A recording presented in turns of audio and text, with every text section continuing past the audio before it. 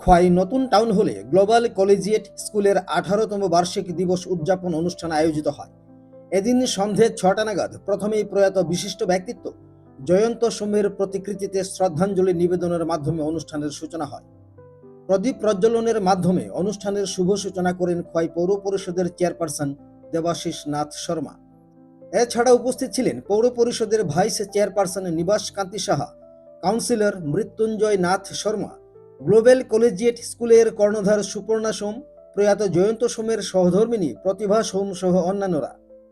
এদিন এক এক করে নাচ, গান, নৃত্যের মাধ্যমে অনুষ্ঠানটি প্রাণবন্ত হয়ে ওঠে। ছিলেন যিনি এই যে স্কুল গ্লোবাল কলেজিয়েট স্কুল, ওই স্কুলটাকে আজকে যেই জায়গায় এসছে প্রতিষ্ঠিত হয়েছে ওনার জন্যে এবং আমার মার জন্যেই আমরা সাহস করতে পেরেছি এবং সাহস করেছি। আর সেই সঙ্গে আমার বিদ্যালয়ের অভিভাবক অভিভাবিকাদের সহযোগিতায় এবং আমার বিদ্যালয়ের যে শিক্ষিকা বা অশিক্ষিকাবৃন্দ ওদের সহযোগিতায় এর থেকেও আমি বলবো। বার্ষিক দিবস উদযাপন অনুষ্ঠানকে কেন্দ্র করে বিভিন্ন প্রতিযোগিতায় অংশগ্রহণকারীদের হাতে পুরস্কার তুলে দেওয়া হয় গ্লোবাল কলেজিয়েট স্কুলের তরফ থেকে। এক কথায় সাংস্কৃতিক শহর বলে খ্যাত খোয়াই শহর আবারও মেতে উঠল বিভিন্ন সাংস্কৃতিক অনুষ্ঠানের মধ্য দিয়ে।